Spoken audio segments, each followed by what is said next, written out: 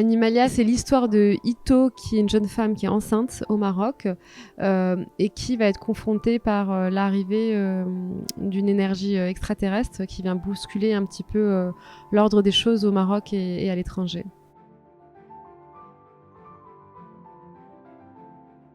Dans ce film, pour moi, il s'agissait pas tant de croire ou pas croire, mais de questionner finalement notre rapport au monde et à ce qu'on considère être la seule chose qui existe.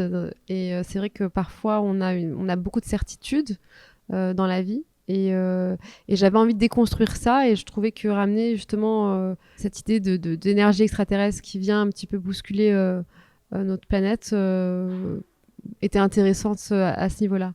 Après, de l'ordre de mes croyances, oui, moi je pense qu'il y a des choses qu'on ignore et, euh, et c'est déjà présent dans le film évidemment, mais voilà. Oui, c'est vrai que c'était assez challenging d'avoir un peu tout ça. Euh, je pense que ce qui m'a sauvée, c'est qu'en fait, jamais, quand j'ai écrit, je me suis pas projetée dans le tournage et dans le fait que ça pouvait être compliqué, parce que je pense que si j'avais su que c'était aussi compliqué, peut-être que je me serais peut-être un peu censurée.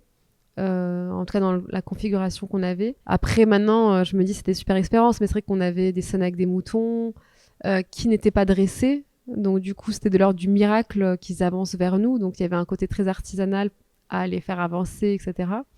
Après, les chiens aussi, les chiens, en fait, c'était des chiens errants qui n'étaient pas dressés, donc c'était très compliqué. En fait, on n'était pas dans un genre de film où on a eu aussi les moyens de pouvoir voir autant d'animaux dressés qui pouvaient aussi être au service du film. On avait un chien, on va dire l'acteur principal chien du film qui est venu de France. Et donc lui, voilà, il est venu avec son dresseur et c'était très facile de jouer entre guillemets avec lui. Mais pour le reste, c'était vraiment de l'ordre du miracle et on a dû s'adapter de sorte qu'on puisse tourner ce qu'on voulait. On a aussi été aidé par la post-production qui a permis aussi de sauver certaines scènes où les chiens vraiment c'était compliqué. Donc on les a filmés un petit peu de tous les côtés, puis ensuite en post-production on les a remis. Enfin, je pense à cette scène où en fait tous les chiens sont en cercle. On n'a jamais pu avoir cette scène en tournage et c'était très compliqué. On était vraiment et il se trouve que sur le tournage on a Arnaud Fouquet pardon de MPC a dit non mais vous inquiétez pas, on va mettre tous les chiens l'un derrière l'autre devant un fond vert et après on va pouvoir ensuite les mettre en cercle en post-production. Il y a eu plein de contraintes mais après beaucoup de solutions qui ont été faites et trouvées et sur le tournage et en post-production.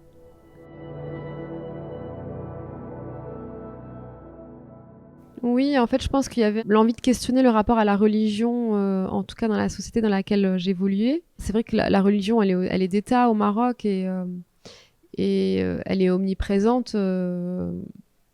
Et c'est vrai que je me posais la question dans quelle mesure, en fait, la religion, elle est vraiment respectée parce qu'il y a une vraie recherche spirituelle chez ces personnes-là, ou si c'est finalement quelque chose d'assez superficiel, ou le rapport à la religion et voilà comme on dit les mots mais on met pas de sens dans ces mots-là en fait. Et je trouvais que ce rapport superficiel à comment la pratique de la religion était exercée dans certains milieux sociaux, pour moi s'accordait avec un rapport à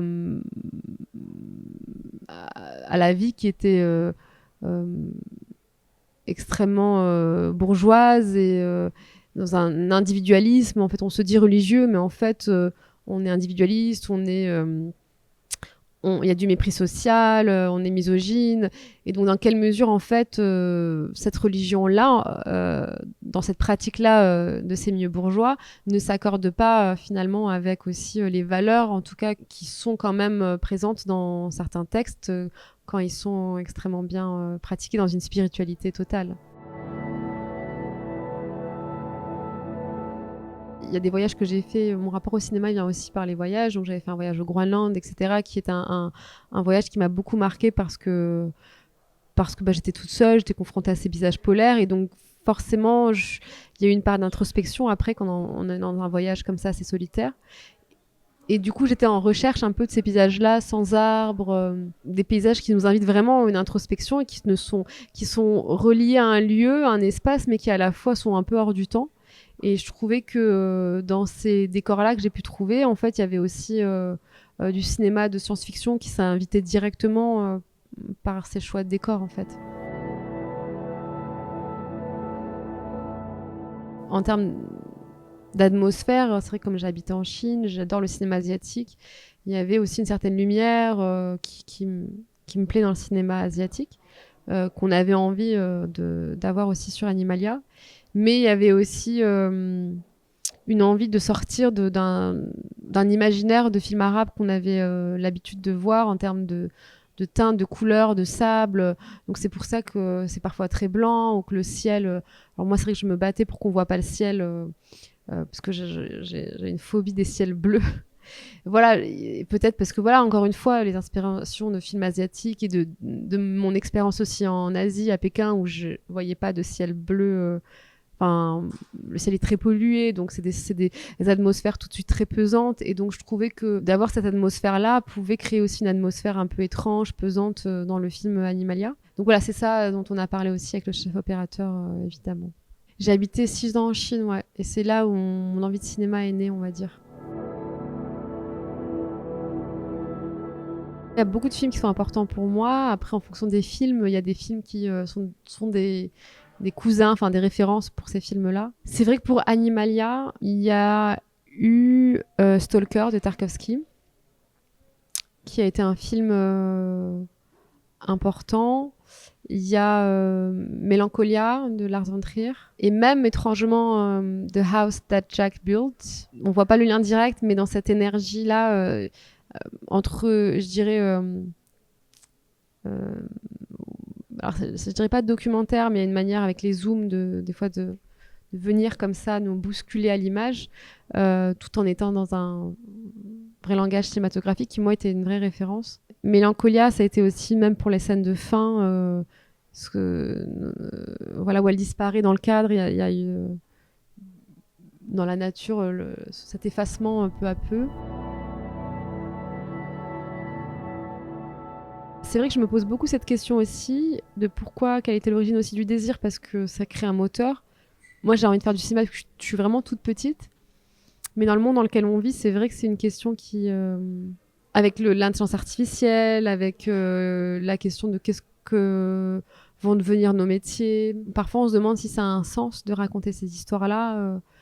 Mais malgré tout, il y a ce besoin de raconter ces histoires-là aussi, en fait. Puis c'est tellement des métiers très difficiles qu'en fait, s'il n'y a pas une envie profonde qu'on ne saurait expliquer, en fait, étrangement, on lâcherait tout. Donc pourquoi j'ai envie de faire ce métier? À la fois, j'ai envie de te dire, j'adore filmer, raconter des histoires, comprendre l'humain, mais ce serait pas suffisant parce que je pense qu'il y a un truc vraiment beaucoup plus profond qui est vraiment, je saurais pas te dire, c'est quelque chose qui ne se questionne pas presque en fait, tu vois. Et là, avec le monde dans lequel on vit, je trouve que ça devient même une lutte parce qu'on se dit en fait non, on est obligé de combattre presque des histoires tellement formatées, affirmer une singularité de l'étrange et puis de l'imparfait aussi parce qu'on est tellement dans un monde où tout est lisse, les histoires sont lissées, tout est trop parfait que finalement venir brusquer aussi le spectateur avec des histoires qu'il n'a pas l'habitude de voir, qu'il aime ou qu'il aime pas, mais en tout cas je trouve que c'est essentiel.